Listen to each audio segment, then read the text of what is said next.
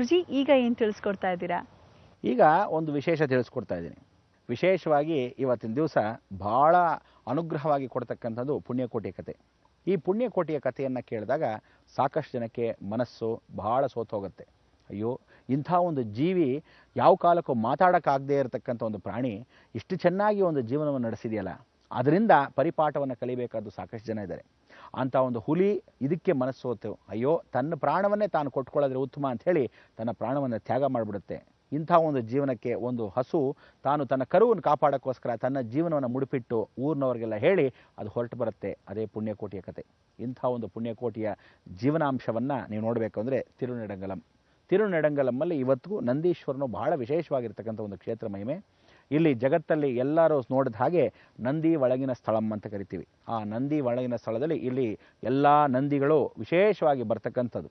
ಅಂದರೆ ಏನಪ್ಪ ನಂದಿ ಹೇಗೆ ಬರುತ್ತೆ ಅಂದ್ಕೊಂಡ್ರೆ, ಇಲ್ಲಿ ದೊಡ್ಡ ದೊಡ್ಡ ಎತ್ತುಗಳು ಎಲ್ಲಿಂದ ಬರುತ್ತೆ ಅಂತ ಇದುವರ ತನಕ ನಾ ಭೂತವನ ಭವಿಷ್ಯತೆ ಯಾರಿಗೂ ಗೊತ್ತಿಲ್ಲ. ಅದನ್ನು ಹಿಂಬಾಲಿಸ್ಕೊಂಡು ಹೋದಾಗ ಅದೃಶ್ಯವಾಗತ್ತೆ ಹೊರತು ಯಾವ ಕಾಲಕ್ಕೂ ಕಣ್ಣಿಗೆ ಕಾಣೋದಿಲ್ಲ. ಶ್ವೇತವಾಗಿರ್ತಕ್ಕಂಥ ಆ ಎತ್ತು ಜೋರಾಗಿ ಗಂಭೀರವಾಗಿ ರಾಜಮರ್ಯಾದೆ ಸಮೇತವಾಗಿ ಬರುತ್ತೆ ಆ ಪ್ರದೋಷ ಕಾಲಕ್ಕೆ. ಇಲ್ಲಿ ನಂದಿ ತಾನೇ ಸ್ವತಃ ಜರುಗಿ ಇಡೀ ಜಗತ್ತಿನ ದೃಶ್ಯವನ್ನು, ಅಂದರೆ ರಾಜಗೋಪುರದಿಂದ ದೇವಾಲಯ ಶಾಸ್ತ್ರದಲ್ಲಿ ಒಳಭಾಗದಲ್ಲಿರ್ತಕ್ಕಂಥ ಗರ್ಭಗುಡಿಗೆ ಯಾವುದು ಅಡ್ಡಿ ಆತಂಕಗಳಿಲ್ಲದೆ ತಾನು ಜರುಗಿರ್ತಕ್ಕಂಥ ಮಹಾಕ್ಷೇತ್ರ ತಿರುನೆಡಂಗಲಂ, ನಂದಿ ಒಳಂಗಿನ ಸ್ಥಳಂ. ಅಂದರೆ ಕುಂಭಕೋಣಂದಿಂದ ನಾವು ತಿರುವಯ್ಯಾರೂರು ಹೋಗೋ ದಾರಿಯಲ್ಲಿ ಈ ಒಂದು ಮಹಾಕ್ಷೇತ್ರ ಇದೆ. ಇಲ್ಲಿ ಈ ಕ್ಷೇತ್ರದಲ್ಲಿ ನಂದಿ ದೇವಸ್ಥಾನದ ಒಂದು ಪ್ರತಿಮ ಅನುಗ್ರಹವನ್ನು ಪಡೀತಕ್ಕಂಥ ಮಹಾಕ್ಷೇತ್ರ. ಇನ್ನೊಂದು ಬದ್ರಿನಾಥಗೆ ಹೋದಾಗ ಆ ಬದ್ರಿನಾರಾಯಣ ಸ್ಮರಣೆಯನ್ನು ಮಾಡಿಕೊಂಡಾಗ, ಬದ್ರಿನಾರಾಯಣನ ಯಾರು ಪೂಜೆ ಪುನಸ್ಕಾರ ಮಾಡಿದ್ದು? ಸಾಕ್ಷಾತ್ ಶಂಕರಾಚಾರ್ಯರೇ ಪ್ರತಿಷ್ಠಾಪನೆ ಮಾಡಿದ್ದು. ಆ ಶಂಕರಾಚಾರ್ಯರು ಪ್ರತಿಷ್ಠಾಪನೆ ಮಾಡಿದ್ದ ಗುರು ಮುಖಾಂತರವಾಗಿ ಈ ಪುಣ್ಯವಾಗಿರ್ತಕ್ಕಂಥ ಪುಣ್ಯಕೋಟಿ ಹೇಗಿರುತ್ತೋ ಆ ಗೋಮಯವಾಗಿರ್ತಕ್ಕಂಥ ಹಸು ಇವತ್ತಿಗೂ ಒಂದು ಹಸು ಬರುತ್ತೆ. ಆ ಹಸು ಬಂದಿರತಕ್ಕಂಥದ್ದು ಹಾಲನ್ನು ಕರೆದು ತನಗೆ ತಾನೇ ಆ ಹಾಲನ್ನು ಪಾತ್ರೆಯಲ್ಲಿ, ಅಂದರೆ ಬೆಳ್ಳಿ ಬಟ್ಲಿಡ್ತಾರೆ, ತನಗೆ ತಾನೇ ಕರೆದು ಯಶೋ ಕೀರ್ತಿ ಸ್ವರೂಪವಾಗಿ ಇದು ಬಂದು ಯಾರಾದ್ರೂ ಕರಿಬೇಕು ಅಂತಿಲ್ಲ, ತನಗೆ ತಾನೇ ಕರೆದು ಹೊಟ್ಟೋಗಿರುತ್ತೆ. ಆ ಹಸು ಹೋಗ್ತಾ ಇರೋದಾಗಲಿ ಬರೋದಾಗಲಿ ಎಷ್ಟೋ ಜನ ನೋಡ್ತಾರೆ, ಆದರೆ ಎಲ್ಲಿ ಹೋಗುತ್ತೆ ಹೇಗೆ ಬರುತ್ತೆ ಅಂತ ಇದುವರ ತನಕ ನಾವು ಭೂತವನ ಭವಿಷ್ಯತೆ ಯಾರಿಗೂ ಕಂಡಿಲ್ಲ. ಎಷ್ಟೋ ಋಷಿ ಮುನಿಗಳು ಜ್ಞಾನ ಮುಖಾಂತರವಾಗಿ ನೋಡಿದವ್ರಿಗೆ ಮಾತ್ರ ಇದನ್ನು ಗೊತ್ತಾಗುತ್ತೆ. ಸಾಕ್ಷಾತ್ ಕೈವಲ್ಯ ನಾರಾಯಣನಾಗಿರ್ತಕ್ಕಂಥ ಅನುಗ್ರಹ. ಅದಕ್ಕೆ ನಾರಾಯಣ ಸ್ಮರಣೆ ಮಾಡಿಕೊಂಡಾಗ ಪರಮೇಶ್ವರನ ತಾನು ಪೂಜೆ ಮಾಡ್ತಾನೆ, ಪರಮೇಶ್ವರನ ಸ್ಮರಣೆ ಮಾಡಿದಾಗ ನಾರಾಯಣ ಈಶ್ವರನ ಪೂಜೆ ಮಾಡ್ತಾನೆ.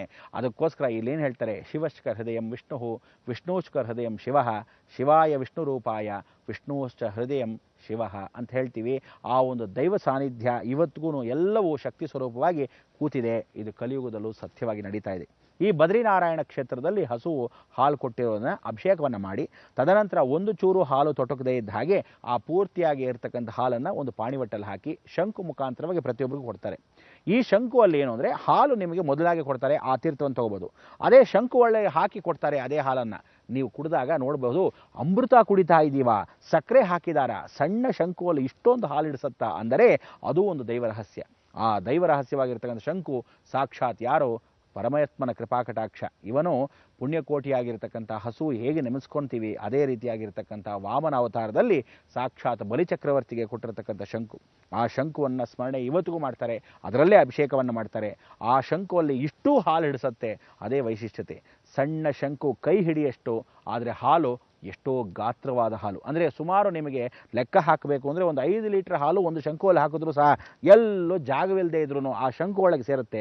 ಅಷ್ಟು ಹಾಲು ಅದನ್ನು ಅಭಿಷೇಕಪೂರ್ವಕವಾಗಿ ಕೊಡ್ತಾರೆ, ಪ್ರಸಾದವನ್ನು ಸ್ವೀಕರಿಸ್ತಾರೆ. ನೋಡಿ, ಇದು ಕಣ್ಣು ಮುಂದೆ ಕಾಣ್ತಕ್ಕಂಥ ಒಂದು ದೃಶ್ಯ ಪವಾಡವಲ್ಲ, ಸತ್ಯ. ಆದ್ದರಿಂದ ಇಂಥ ಒಂದು ದೈವ ರಹಸ್ಯವಾಗಿರ್ತಕ್ಕಂಥ ಮಹಾಕ್ಷೇತ್ರದ ಈ ಪುಣ್ಯಕೋಟಿಯ ಹಸುವನ್ನು ಎಷ್ಟು ಸಂರಕ್ಷಣೆ ಮಾಡ್ತೀವಿ. ಇವತ್ತಿನ ದಿವಸ ಆ ಗುರು ಹಿರಿಮೆಯನ್ನು ಸ್ಮರಣೆ ಮಾಡ್ಕೊತೀವಿ, ಭಾಳ ವಿಶೇಷ. ಹಸು ಪೂಜೆ ಮಾಡಬೇಕಾದ್ರೆ ಹೇಗೆ ಪೂಜೆ ಮಾಡಬೇಕು? ಸಾಯಂಕಾಲದಲ್ಲಾಗಲಿ ಬೆಳಗ್ಗೆ ಆಗಲಿ ಪ್ರಾತಃ ಕಾಲದಲ್ಲಿ ನೀವು ಎದ್ದ ತಕ್ಷಣ ಹಸು ಮುಖ ಯಾವ ಕಾಲಕ್ಕೂ ನೋಡಬಾರ್ದು. ಬೆಳಗ್ಗೆ ಎದ್ದ ತಕ್ಷಣ ನೀವು ನೋಡಬೇಕಾದ್ದು ಹಸು ಬಾಲನ್ನು. ಆ ಬಾಲದಲ್ಲಿ ಸಾಕ್ಷಾತ್ ಲಕ್ಷ್ಮಿ ವಾಸವಾಗಿರ್ತಾಳೆ, ಬಾಲದ ತುದಿಯಲ್ಲಿ ಸಾಕ್ಷಾತ್ ಶನೇಶ್ವರನು ವಾಸವಾಗಿರ್ತಾನೆ. ಕರ್ಮಸ್ಥಾನಾಧಿಪತಿ ಶನಿಯು ತನ್ನ ಕಾದುಗಳನ್ನು ಇಟ್ಟಿರ್ತಾನೆ ಆ ಕೊನೆಯ ಬಾಲದಲ್ಲಿ, ಅಂದರೆ ತುದಿಯ ಬಾಲು ಅಂಚಿನಲ್ಲಿ. ಆದರೆ ಮುಂಭಾಗದಲ್ಲಿ ತಲೆಯ ಭಾಗದಲ್ಲಿ ರುದ್ರ ಸಂಭೂತನಾಗಿ ಶನಿ ಮುಖವಾಗಿ ಕೂತಿರ್ತಾನೆ. ಅದಕ್ಕೆ ಹಸುವ ಮುಖವನ್ನು ನೋಡಬಾರ್ದು. ಹಸುವಿನ ಕೊಂಬುಗಳಲ್ಲಿ ಈ ಕಡೆ ಆ ಕಡೆ ರಾಹು ಕೇತುಗಳು ಕೂತಿರ್ತಾರೆ. ಇದು ಕೆಚ್ಚಲಲ್ಲಿ ಕೂತಿರ್ತಕ್ಕಂಥ ಸಾಕ್ಷಾತ್ ಬ್ರಹ್ಮ. ಅಂತಹ ಒಂದು ಬ್ರಹ್ಮ ಸ್ವರೂಪವಾಗಿರ್ತಕ್ಕಂಥ ಸರಸ್ವತಿಯು ಬಲತೊಡೆಯಲ್ಲಿ ಕೂತಿರ್ತಾಳೆ. ವಾಣಿಯಾಗಿರ್ತಕ್ಕಂಥವಳು. ಅದಕ್ಕೆ ವಾಣಿ ಕಮಲ ಜಾತ ರಮಣಿ ವೀಣ ಪಾಣಿ ಪಾಹಿ ಮಾಂ. ಕೆಚ್ಚಲಿನ ಸುತ್ತಲಿನ 5 ವಿಶೇಷವಾಗಿರ್ತಕ್ಕ ಹೆಚ್ಚಲ ಭಾಗದಲ್ಲಿ ವಾಣಿ ಕಮಲ ಜಾತ ರಮಣಿ ವೀಣ ಇಷ್ಟು ಜನ ಕೂತಿರ್ತಾರೆ. ಪಾಹಿ ಮಾಂ ಅಂದರೆ ಆ ಪಾಣಿಯಲ್ಲಿ ಕೂತಿರ್ತಾರೆ. ಪಾಣಿವಟ್ಟಲ್ಲಿ ಕೂತಿರೋದು ಬ್ರಹ್ಮ.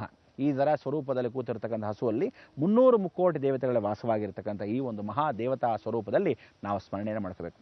ಸೆಗಣಿಯಲ್ಲಿ ಕೂತಿರೋದೇ ಕುಜ. ಅಂದರೆ ಆ ಸೆಗಣಿಯ ಭಾಗ ಹೊರಭಾಗದಲ್ಲಿ ಬಂದಾಗ ಕೋಪೀನ ಅಂತ ಕರಿತೀವಿ. ಆ ಒಳಭಾಗದಲ್ಲಿ ನಾವು ನೋಡ್ತೀವಿ.